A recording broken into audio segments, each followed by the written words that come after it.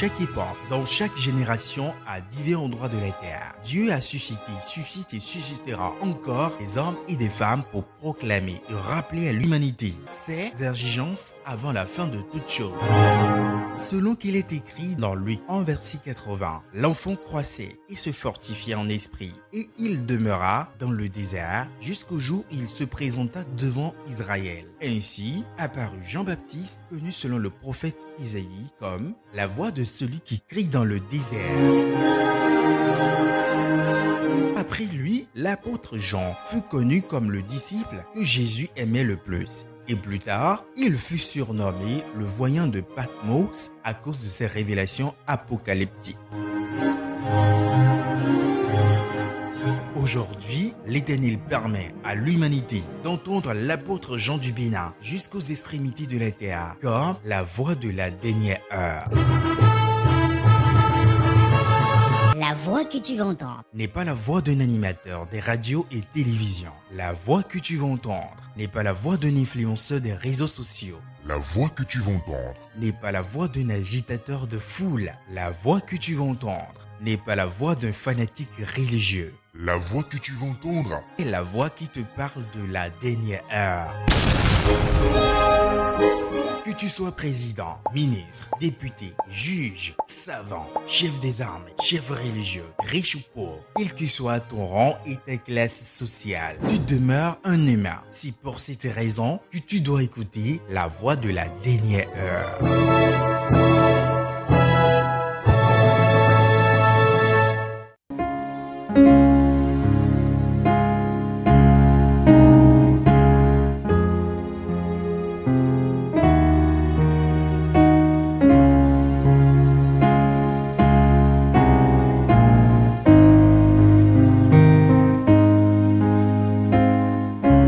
Que les gens ne se trompent pas.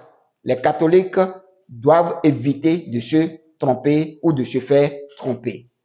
Qu'il en soit ainsi aussi pour les musulmans. Tous ceux qui revendiquent la Mecque comme un centre de spiritualité parlant du monothéisme se trompent.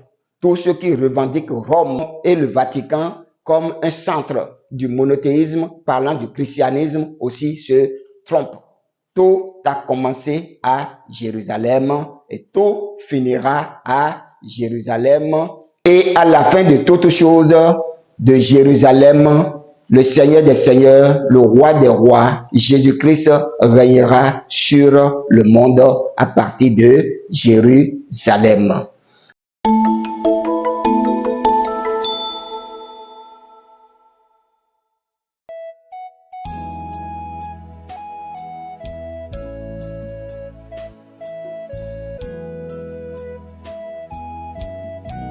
Je proclame la paix sur votre maison. Je suis l'apôtre Jean du Bénin, mandaté par le Sauveur Seigneur Jésus-Christ pour vous aider à comprendre la vérité avant qu'il ne soit trop tard. Parce qu'il est écrit dans Hébreux chapitre 9, verset 27, il est réservé aux hommes de mourir une fois, après quoi vient le jugement. Que vous soyez président, ministre, juge, député, général, savant, franc-maçon, rosicrucien, quelle que soit la loge à laquelle vous appartenez, quels que soient vos pactes avec le diable, quelles que soient vos connaissances, vos diplômes, quelle que soit votre fortune, votre intelligence, votre force et votre classe sociale, vous finirez par mourir parce que nous sommes des humains et pas des dieux. Vous ne devez pas aussi oublier qu'il est écrit dans 2 Corinthiens chapitre 5, le verset 10, il nous faut tous comparaître devant le tribunal de Christ afin que chacun reçoive selon le bien et le mal qu'il aura fait étant dans son corps. L'heure de ta mort est ta dernière heure et l'heure du retour de Jésus-Christ est la dernière heure de l'humanité.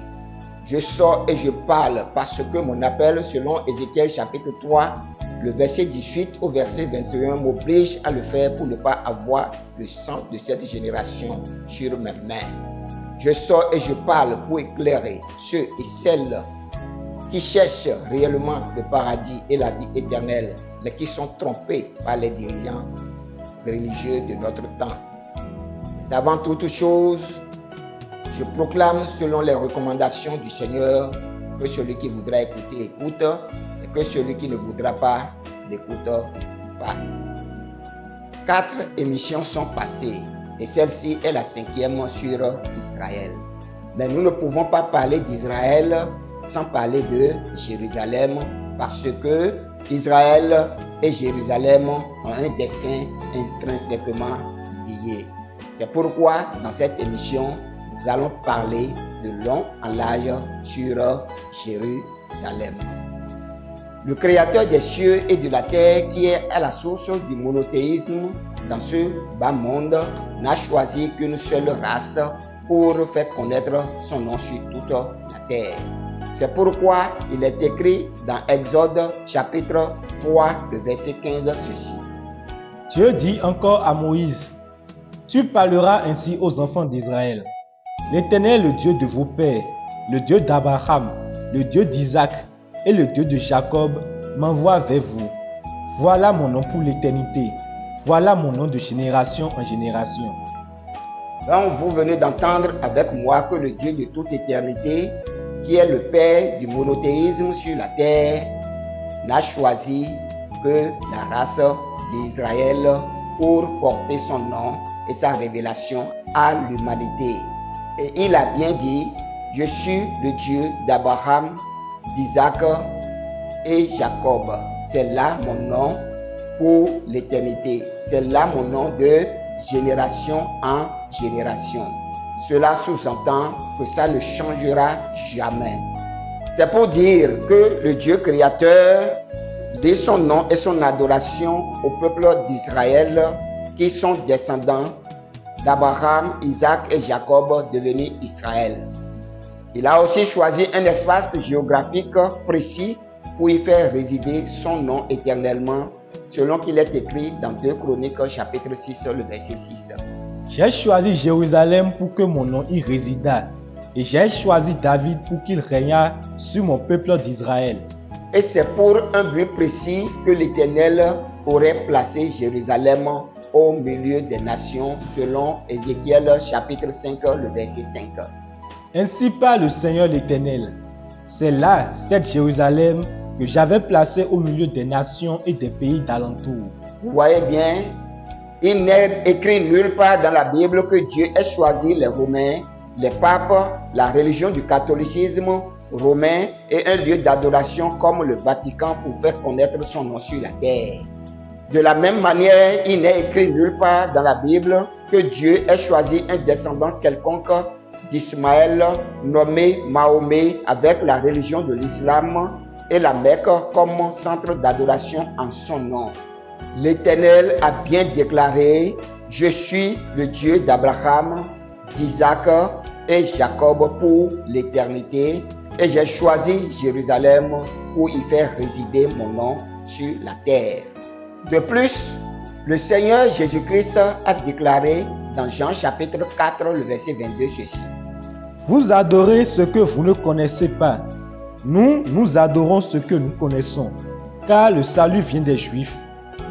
C'est pour vous dire que la révélation de l'unique Créateur et le salut de l'humanité ne viennent pas des Romains, ni des Arabes, ni des Indiens, ni des Africains, etc., mais des Juifs. Et le lieu d'adoration du Créateur n'est pas à Rome pour parler du Vatican ou en Arabie Saoudite pour parler de la Mecque. C'est Jérusalem qui est au centre du plan de Dieu sur toute la terre et non le Vatican et la Mecque. Peu importe ce que les musulmans et les catholiques croient. Jérusalem est un lieu particulier sur la terre. Elle abrite l'autel de l'Éternel, le Dieu Tout-Puissant, Créateur du ciel et de la terre. Elle a joué, joue et jouera les rôles de premier plan dans les prophéties bibliques sur cette terre. Pour preuve, nous lisons Genèse chapitre 22, le verset 1 au verset 2 et le verset 10 au verset 14. Après ces choses, Dieu mit Abraham à l'épreuve et lui dit, « Abraham » et il répondit, « Me voici. » Dieu dit, « Prends ton fils, ton unique, celui que tu aimes, Isaac, va-t'en au pays de Morija, et là, offre-le en holocauste sur l'une des montagnes que je te dirai. Abraham étendit la main et prit le couteau pour égorger son fils. Alors l'ange de l'Éternel l'appela des cieux et dit, « Abraham, Abraham !» Et il répondit, « Me voici. » L'ange dit, « N'avance pas ta main sur l'enfant et ne lui fais rien, car je sais maintenant que tu crains Dieu et que tu ne m'as pas refusé ton fils, ton unique. » Abraham leva les yeux et vit derrière lui un bélier retenu dans un buisson par les cornes. Et Abraham alla prendre le bélier et l'offrit en holocauste à la place de son fils. Abraham donna à ce lieu le nom de Jéhovah Jireh. C'est pourquoi l'on dit aujourd'hui, à la montagne de l'Éternel, il sera pourvu. À partir du passage que nous venons de lire, nous comprenons que pour le sacrifice d'Isaac, qui était une épreuve de foi pour Abraham, Dieu lui a indiqué un endroit spécifique qui s'appelait Morija ou Moria. Plus tard, au temps des rois d'Israël, la Bible rapporte dans 2 Chroniques chapitre 3, le verset 1. Salomon commença à bâtir la maison de l'Éternel à Jérusalem, sur la montagne de Morija, qui avait été indiquée à David son père, dans le lieu préparé par David sur l'aire d'Ornan le Jébusien. Remarquons que l'autel du sacrifice d'Isaac et le temple de Jérusalem occupent le même emplacement appelé aujourd'hui mont du temple ou l'esplanade des mosquées. De plus, Jésus-Christ a été crucifié sur le mont Golgotha, toujours à Jérusalem. Et il a laissé entendre avant sa crucifixion dans Matthieu chapitre 23, le verset 37 au verset 39, ceci. Jérusalem, Jérusalem, qui tue les prophètes et qui lapide ceux qui te sont envoyés. Combien de fois ai-je voulu rassembler tes enfants, comme une poule rassemble ses poussins sous ses ailes, et vous ne l'avez pas voulu. Voici, votre maison vous sera laissée déserte. En résumé, c'est à Jérusalem qu'Abraham a remporté le prix de l'épreuve de la foi en Dieu, voulant sacrifier Isaac que Dieu a remplacé par un bélier. Plus tard, c'est toujours à Jérusalem que Dieu a sacrifié son Fils unique pour le salut de l'humanité. C'est pourquoi Jérusalem est le point de jonction spirituelle entre les cieux et la terre. Mais Satan, connaissant le destin de Jérusalem, s'acharne à la détruire en envoyant contre elle des destructeurs, d'où la reine et les guerres ininterrompues qui mettent Israël et Jérusalem à feu et à sang depuis des millénaires. Et comme j'ai coutume de le dire, tout a été prédit dans la Bible. Jérusalem ne sera pas toujours en guerre et dans la souffrance. Dieu a prévu réunir ses ennemis en son sein pour les exterminer et la restaurer. Car Jérusalem signifie la cité de paix. C'est pourquoi nous lisons au sujet de Jérusalem à la fin des temps dans Ésaïe chapitre 2, le verset 1 au verset 4. Prophétie d'Ésaïe, fils d'Amoz, sur Juda et Jérusalem. Il arrivera dans la suite des temps que la montagne de la maison de l'Éternel sera fondée sur le sommet des montagnes, qu'elle s'élèvera par-dessus les collines et que toutes les nations y afflueront. Des peuples s'y rendront en foule et diront, « Venez et montons à la montagne de l'Éternel, à la maison du Dieu de Jacob, afin qu'il nous enseigne ses voies et que nous marchions dans ses sentiers. Car de Sion sortira la loi et de Jérusalem la parole de l'Éternel. Il sera le juge des nations, l'arbitre d'un grand nombre de peuples. De leurs glaives, ils forgeront des hoyaux et de leurs lances des serpes. Une nation ne tirera plus l'épée contre une autre et l'on n'apprendra plus la guerre. » Jérusalem est appelée cité de paix. Et c'est à Jérusalem que tous les peuples de la terre iront adorer Dieu et non à la Mecque et non au Vatican. Jérusalem n'est pas une ville comme les autres. Toutes les villes des nations seront détruites à la fin des temps, mais Jérusalem demeurera éternellement parce qu'elle est la ville du roi des rois. C'est pourquoi il est écrit dans Matthieu chapitre 5, versets 34 à 35. Mais moi je vous dis de ne jurer aucunement ni par le ciel, parce que c'est le trône de Dieu, ni par la terre, parce que c'est son marchepied, ni par Jérusalem, parce que c'est la ville du grand roi. Jérusalem est la ville du grand roi. Je crois que vous venez de l'entendre. Et qui est ce grand roi? Qui est ce roi des rois? C'est Jésus-Christ. Jésus est mort à Jérusalem. Et Jésus-Christ reviendra à Jérusalem. Rome et le Vatican disparaîtront ainsi que la Mecque et la Kaaba parce que le catholicisme romain et l'islam lié à ces deux villes qui revendiquent le créateur du ciel et de la terre sont des chimères. Beaucoup de personnes ne comprennent pas ces choses aujourd'hui. Tout le monde se tourne vers la Mecque. 2 milliards d'âmes se tournent chaque jour vers la Mecque. Et les catholiques, ils sont plus de 1,3 milliard. Et tous se réfèrent au Vatican. Environ la moitié de l'humanité sont concentrés sur des villes qui n'ont aucune signification, qui n'ont aucun intérêt pour Dieu dans la Bible. Parce qu'on ne cite pas la Mecque dans la Bible. On ne cite pas le Vatican ni Rome pour n'importe quelle utilité concernant le Dieu créateur. Mais c'est de Jérusalem qu'on parle.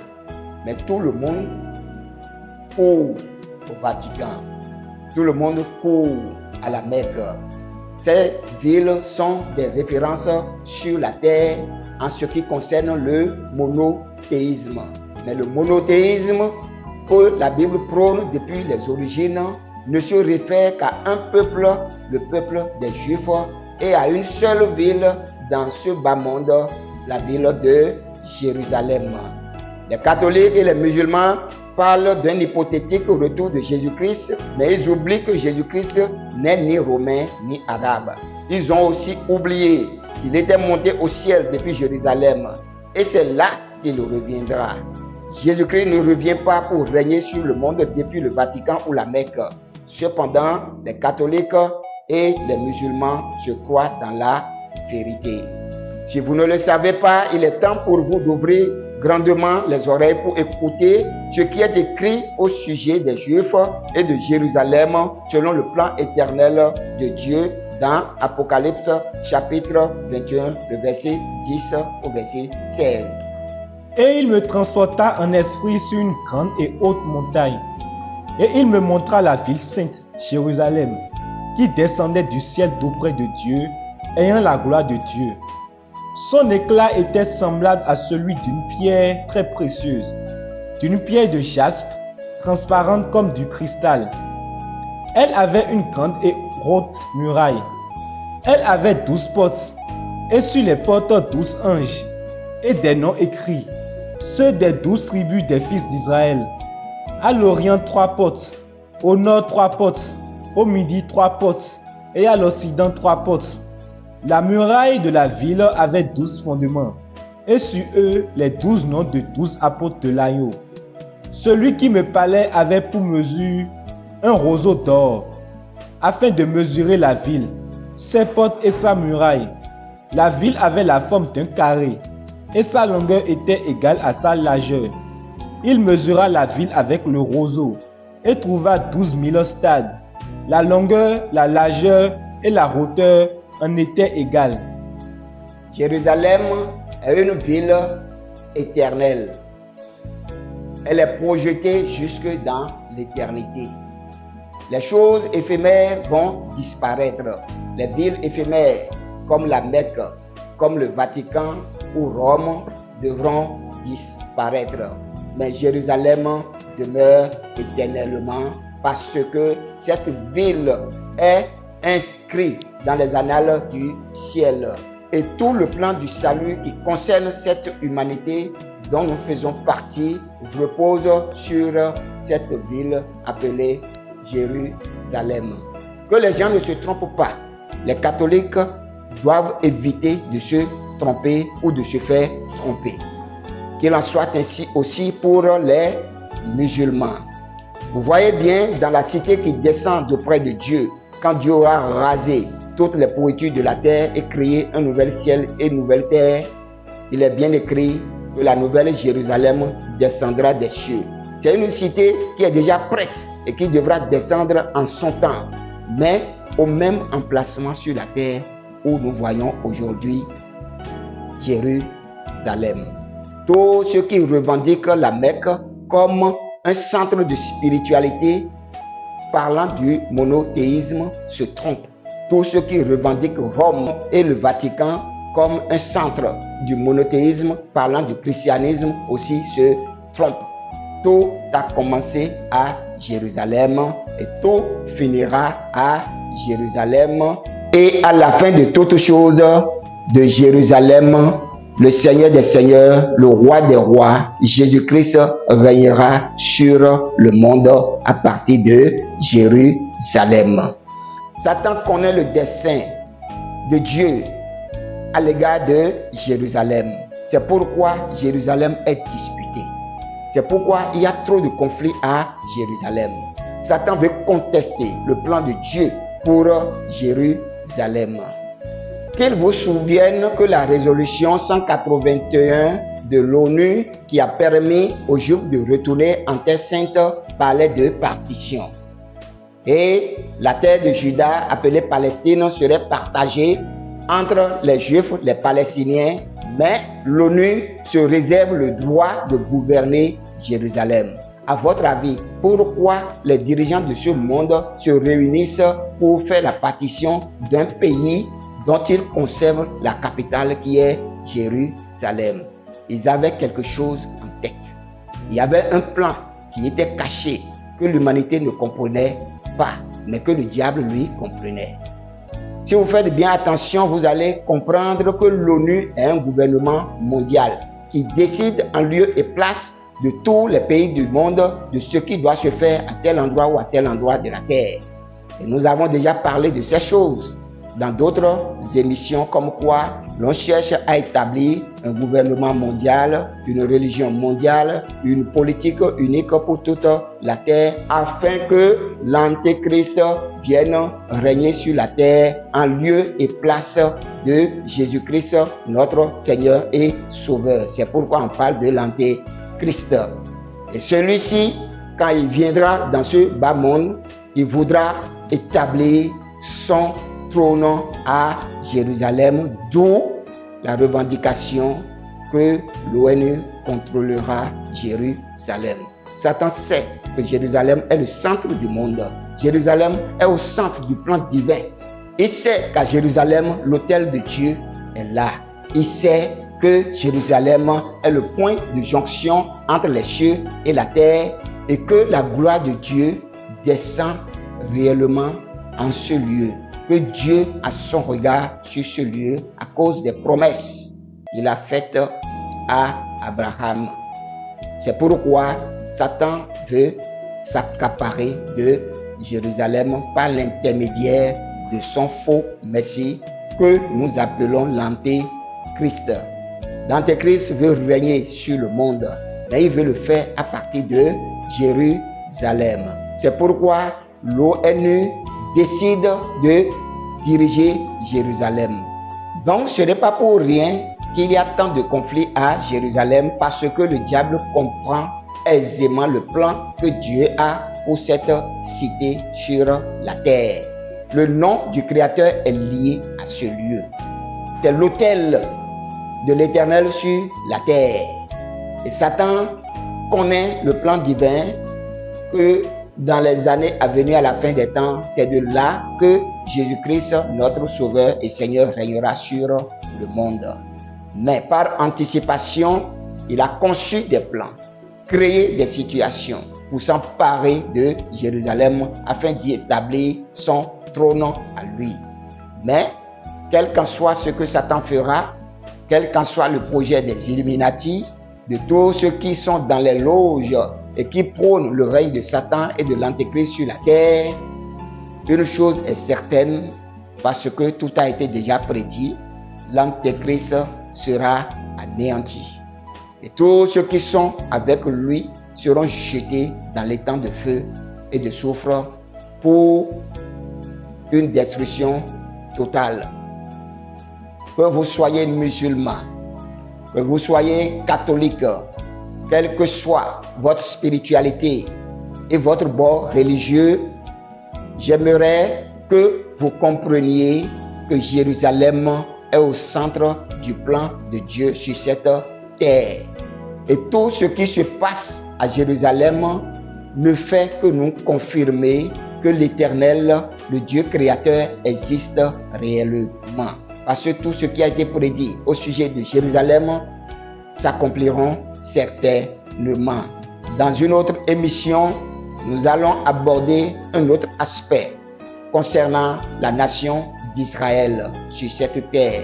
Vous tous qui parcourez monts et vallées, vous tous qui convergez vos centres d'intérêt vers la Mecque et le Vatican, vous devez vous ressaisir, vous devez vous repentir parce que Jérusalem est le lieu choisi par le Créateur, lié à son nom pour sa connaissance, pour sa révélation et le plan qu'il a conçu pour l'humanité. Tous les autres centres religieux où converge le monde aujourd'hui, dans les années à venir, disparaîtront. Ils disparaîtront avant que la boucle ne soit bouclée et que la foi ne retourne à son lieu d'origine. Que celui qui voudra écouter, écoute, et que celui qui ne voudra pas n'écoute pas.